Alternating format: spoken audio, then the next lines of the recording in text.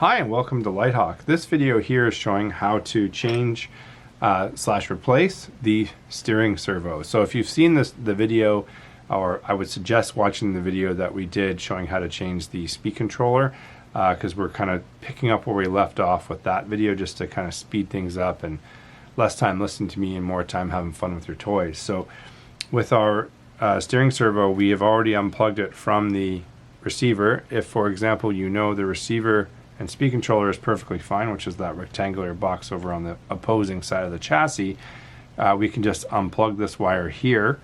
That would be step number one.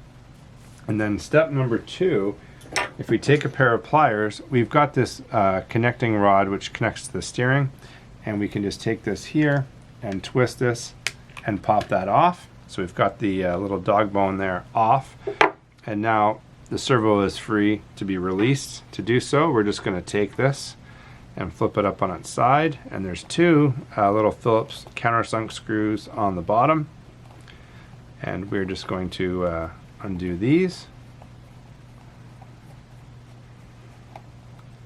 And once we're done this is just going to come right out. There is one more step though afterwards, so stay tuned. So we've got that out. We can now pull our steering servo out. Now this little plastic U-shaped bracket, that's kind of what holds it in. That's not going to come with your steering servo, so we're going to just put that aside.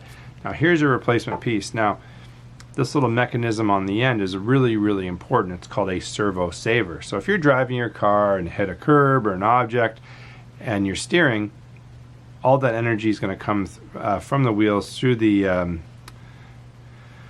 tie rods into the bell crank, which is this area here, so you can kind of see how the steering works, and then ultimately to the steering servo. So this is, as you can imagine, some really fine gears and motors inside, so we want to protect it. So that's what this is here for, and there's this spring. So the one thing you are going to have to do is you're going to reuse this piece. So to do this, okay, we're going to just hold that servo horn on tight while we undo the screw. Just be careful because there are multiple pieces. Again, if you're doing this for the first time, it's sometimes great to take photos of the step-by-step so you know how the assembly goes when it's done. So that's kind of the spring in the front part, the horn itself in the center, and then this part, which is the most crucial part.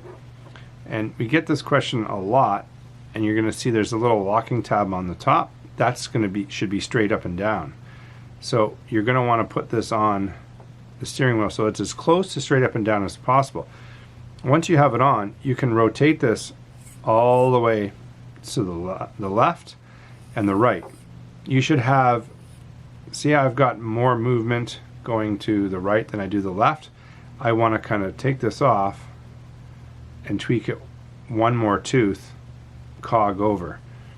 And when you do that, it's just going to make it so you have the more even amount of travel left and right for the steering. So it's an important piece. So when you get your new steering servo and you put this horn on, okay, we want to make sure that's straight and ready to go. And then we've got our second piece here. Okay, now make sure the ball is facing towards the back or towards the servo. And then we've got the last piece here, which is the spring and the other accompanying piece, and then tighten the screw down. So when you tighten the screw down, it's really important not to over tighten, but not to under tighten. So we want to get this snugged up, and we want to have a little bit of a play. The tighter you tighten the screw, the less of an effect the servo saver is going to have. So if you notice I've got this loose now, you can actually see it jumping up back and forth. So I would say that's too loose, but my servo is also not going to take any beating that way. So I'm going to kind of give this probably another rotation, maybe two. And then when you see when I move it back and forth, it's a lot tighter.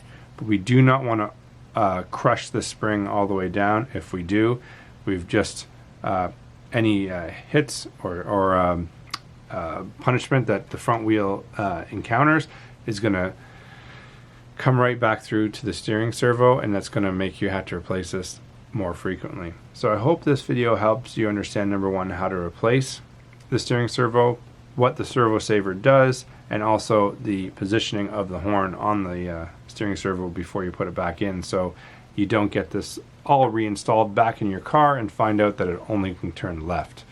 So hope this was helpful and you enjoyed watching it. If you've got any ideas for videos or help that you need with any of our products, you can always email us at the service LiteHawk service email. But until then, have fun out playing with your toys.